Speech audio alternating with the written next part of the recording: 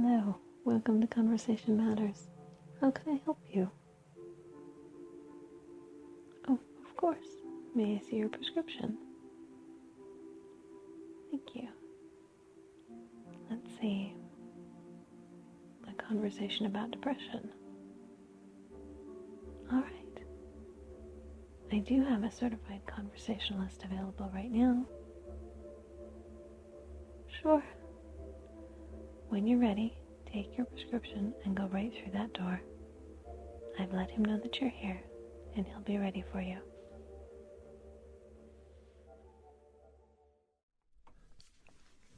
Hello. Come in. Come in. Yes. My name is Dr. Andrew Michaels. I'm here to help you. Do you have a prescription with you? Pleased to meet you. Okay, please sit down. Let me look at your record here.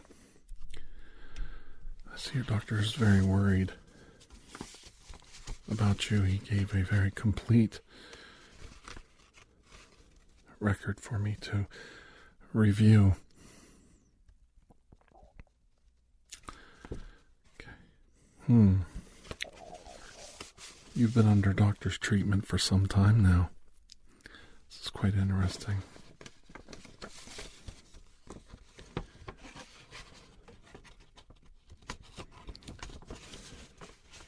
Do you have anything specific you'd like to discuss today?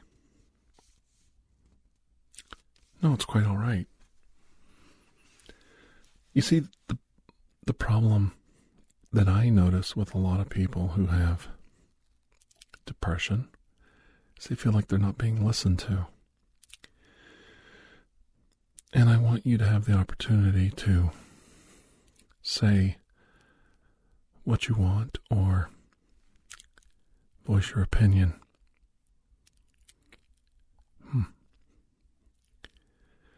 If there's something you'd specifically like to address, I don't want you to be afraid to say it.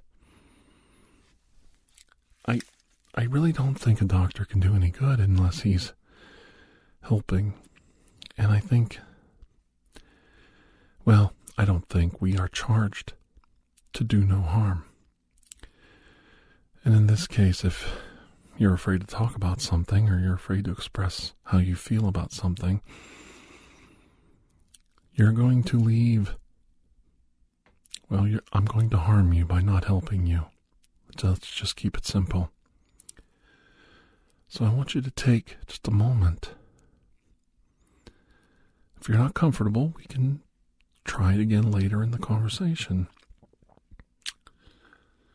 But I want you to tell me what you're thinking, what's on your mind.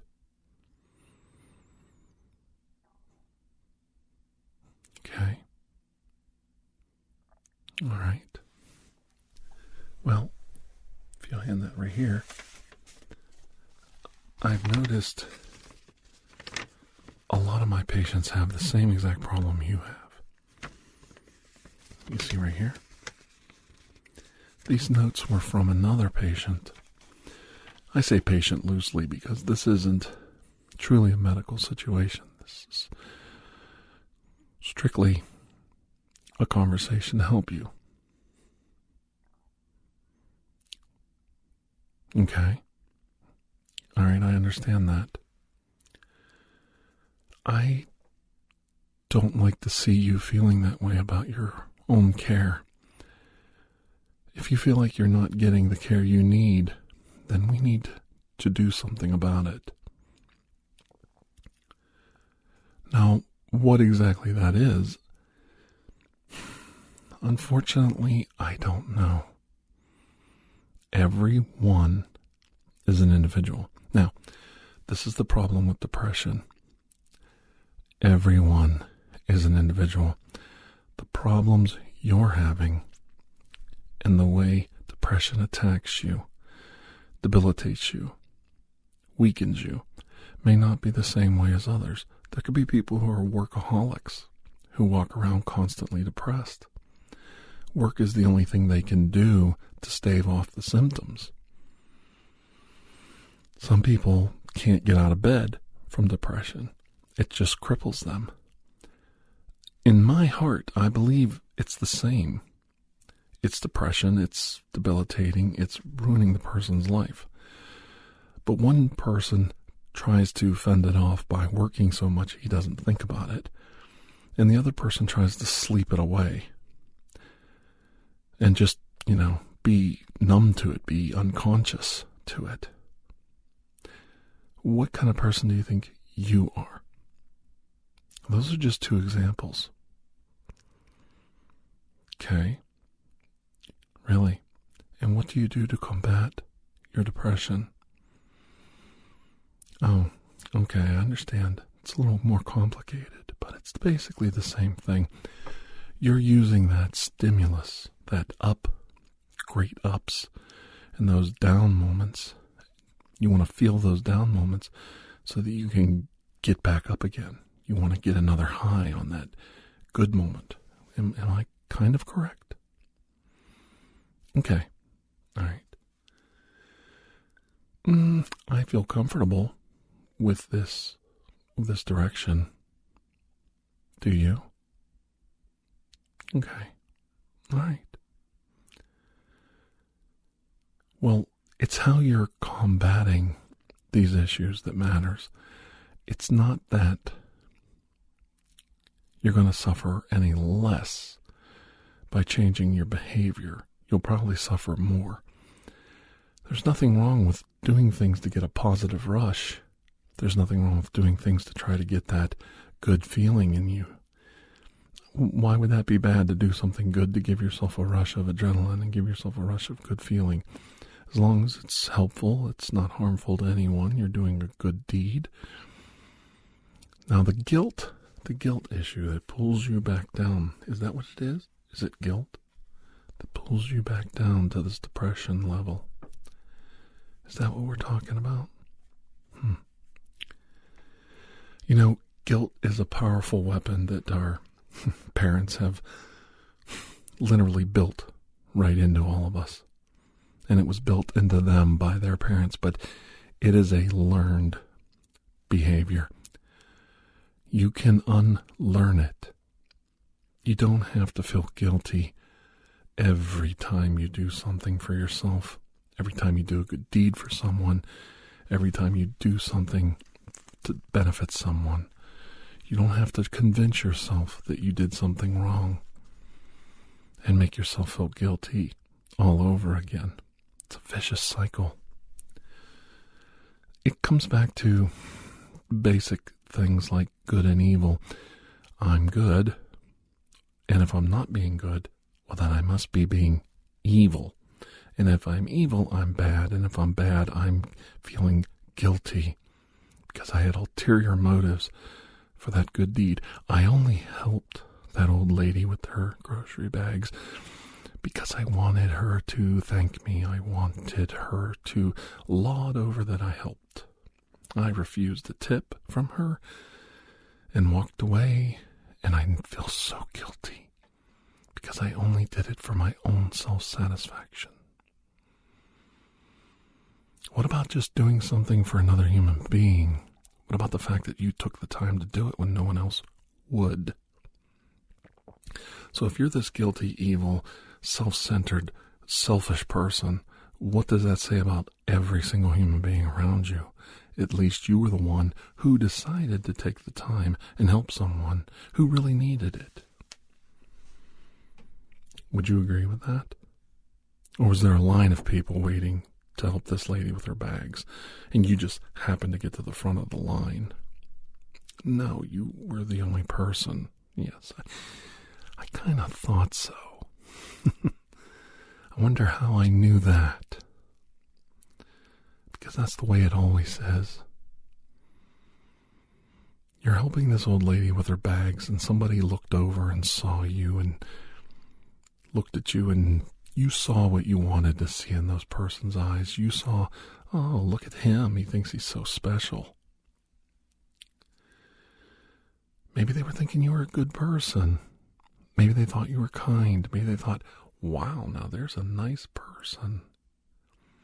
Did you think that, or did you immediately go negative?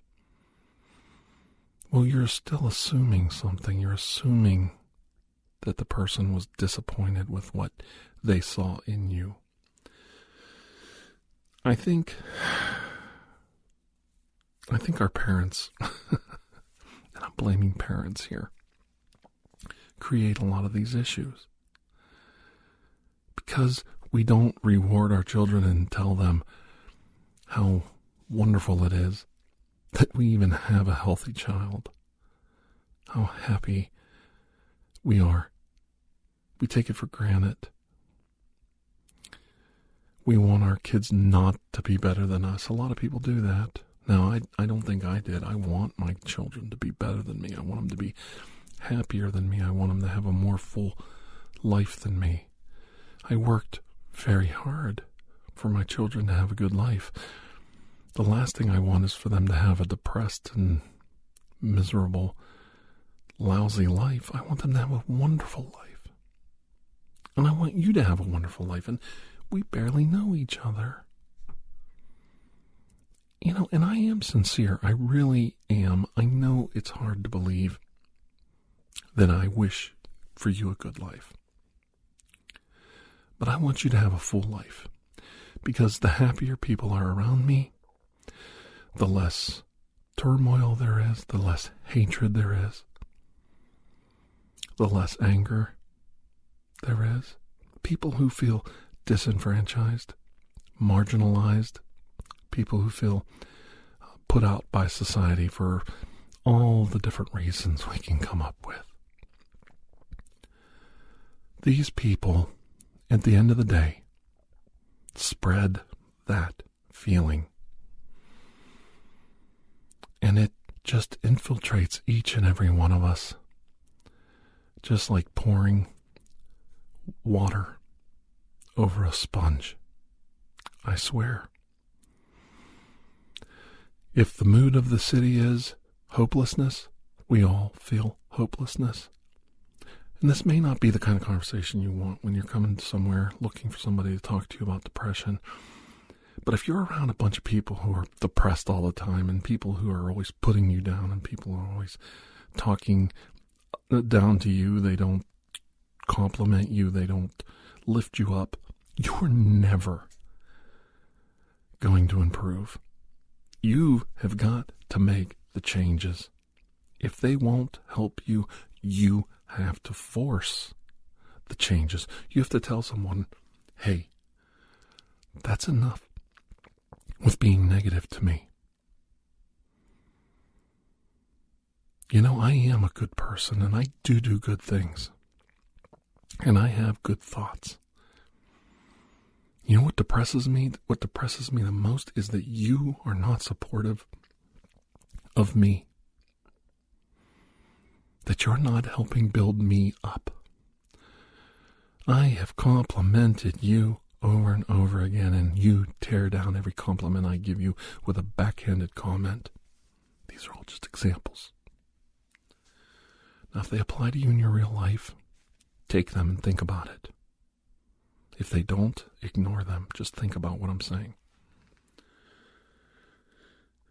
And that's the thing, isn't it?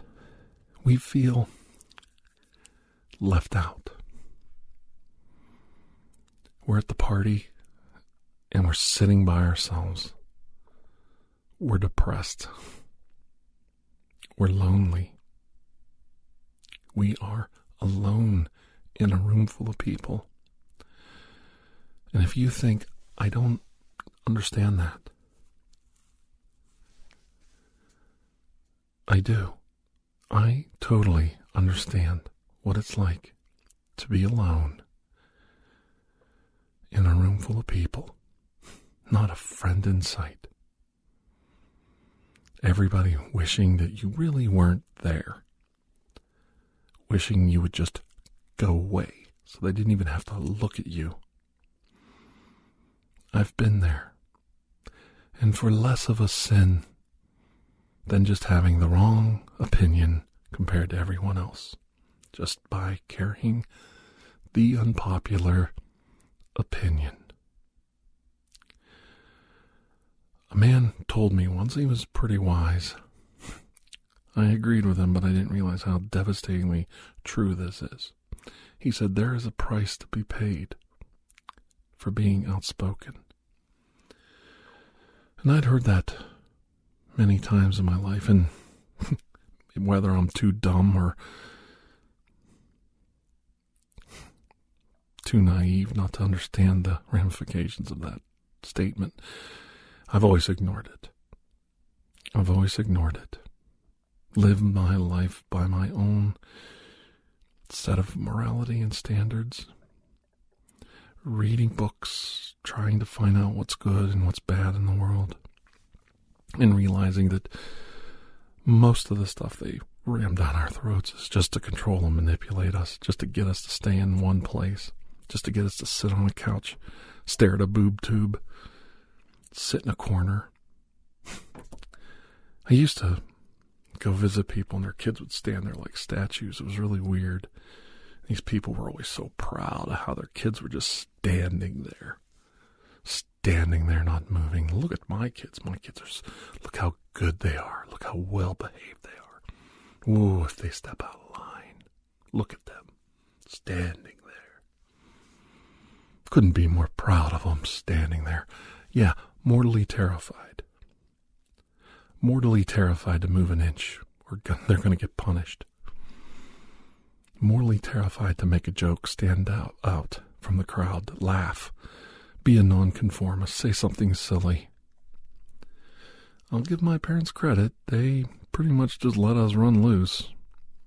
They didn't do that to us. But they also expect us to behave when the time came. And I think we acquiesced to it as best we could. I mean, we were still kids.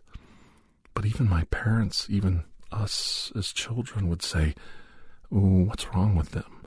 They're just standing there. You know, please don't tell my dad. I didn't do anything. Just a bit of a..." It's like, what? What? I wasn't going to tell your dad anything. I was just, why don't you go play? No, I'm fine. It's like, whoa, leave me out of this madness. Okay? Gee willikers. Do you follow where I'm going with this? Maybe you've never thought about it. Maybe it doesn't mean anything to you, or I'm just making random thoughts about things that don't apply to you in general. But the point is, you learn this behavior that I feel so good. Well, why do you feel good? Oh, I did this. Oh, try to make yourself look good again. Aren't you special? You're not any better than the rest of us. Don't you forget it.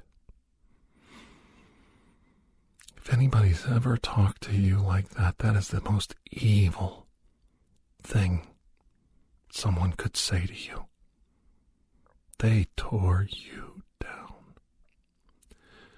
And this will surprise you. Every time somebody did that to me, I wasn't angry. I really wasn't as rebellious and obstinate as I was as a child and a young adult whenever I heard that kind of comment. It made me sad. It made me sad. It told me, no matter how successful you are, you're still going to be nobody to these people. You mean nothing to them. And I made a leap.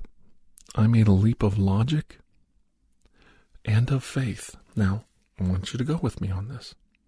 The logic told me, as hard as I worked to get to where I was when I was told, don't you forget, you're never going to be better than the rest of us.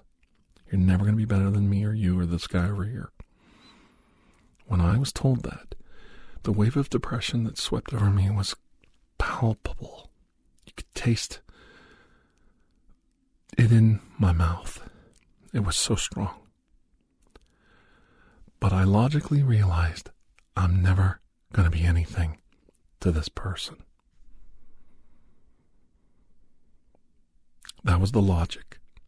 And the faith part was, the leap of faith was, if I do make it in this world. I'm going to have to find things that make me happy. Because I'm never going to be happy trying to make that person happy.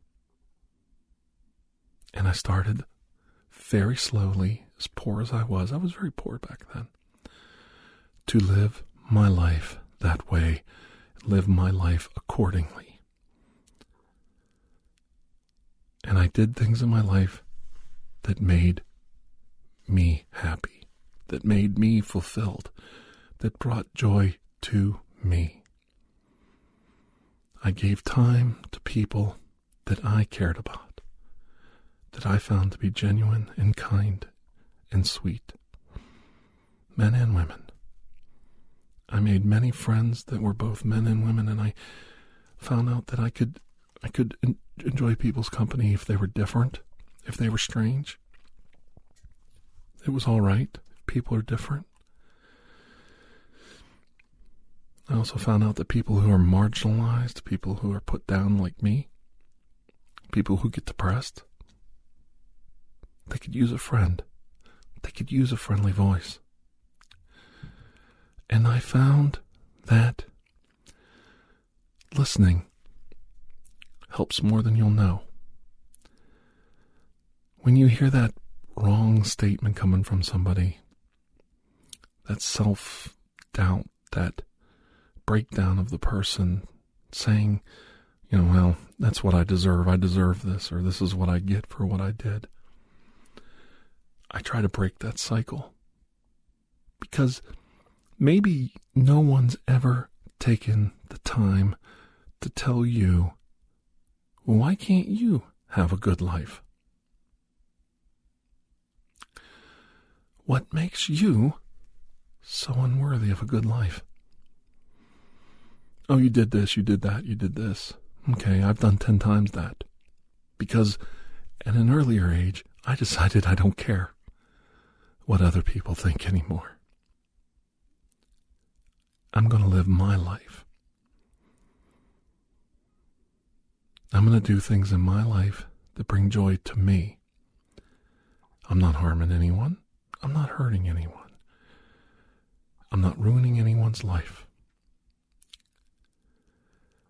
And the happier and more successful I got, this is the sad part. Those people that said I was never going to be good enough for them or live up to their standards, oh my. They fell out of my life. I have a new support system. I have people around me who love me, cherish me, and care about me, much in the same way I'm taking the time to talk to you right now. I'm talking to you right now because it does matter. It matters to me that I took the time today to tell you you'll have every right and every chance to be as successful and happy in your life as I am. And why don't you? Why don't you go out and get the life you deserve? There's nothing wrong with it. There is absolutely nothing wrong with you being happy with your life. And I support you doing that 100%. Continue seeing your doctor. It's important that you always seek professional medical help with things like depression. It is. Always seek out medical help.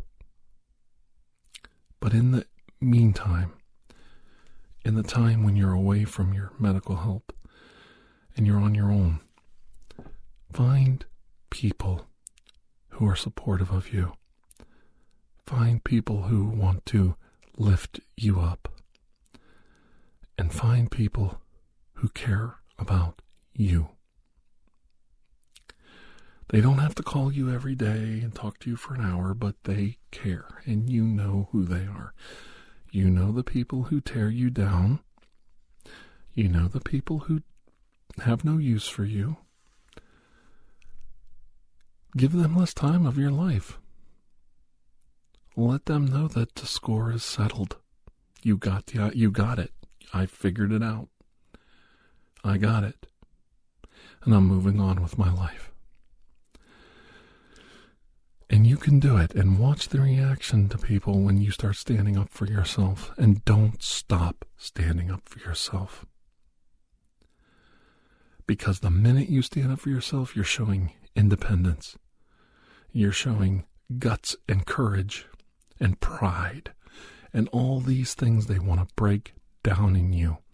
Because they don't want you prideful and happy, proud of yourself. Look what I've accomplished. They don't want you happy and courageous. It took courage to help that person to reach out. They don't want you to be happy. They want you to be miserable like them. And all these things they want to break down, because all these things make you an independent, strong, and happy person. Oh, pride go beforeth a fall. Well, if nobody had any pride, nothing would ever get done. There wouldn't be one artist on this planet if there wasn't pride. Look at what I've created with my hands. Do you want to take that away from the artists, the musicians, the writers of our world?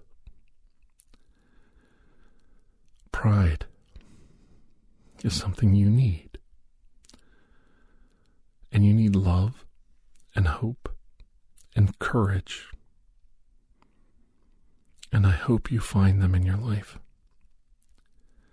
And when you talk to your professional, your doctors, therapists, whatever the case may be, whatever the situation may be, let them know you're trying to make changes in your life for the positive.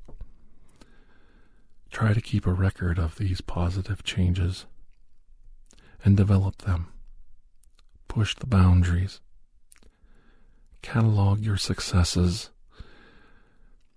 Don't ignore the failures, but downplay them in your own mind. Concentrate on how do I make things better for me. And it's a fight. And it's a fight for you, your life. And I know we don't know each other that well, but I want you to remember something Dr. Andrew Michael said. You, my friend, you're worth fighting for.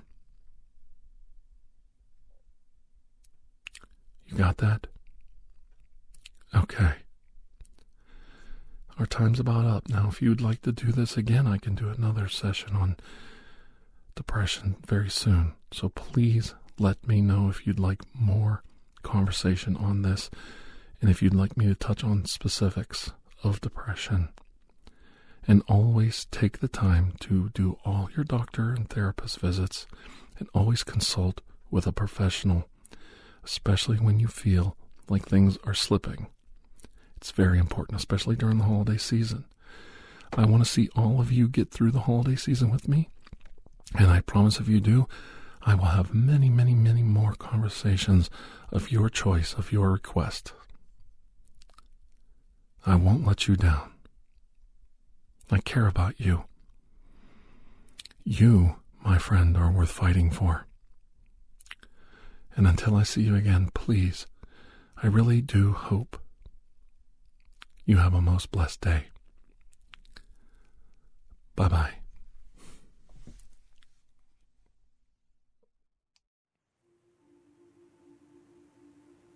Thank you for joining us for ASMR TirarADeguello.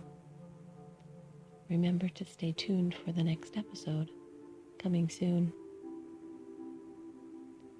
When you have a moment, please take the time to rate and review this podcast. If you are interested in additional ASMR content, you may view our library of videos at youtube.com/TirarADeguello. The theme song, Atlantis, is by Jason Shaw of Audionautics.com and is used by permission. Correspondence, including questions or requests, may be sent to TirarADeguello@gmail.com. On behalf of Dr. Andrew Michaels, thank you.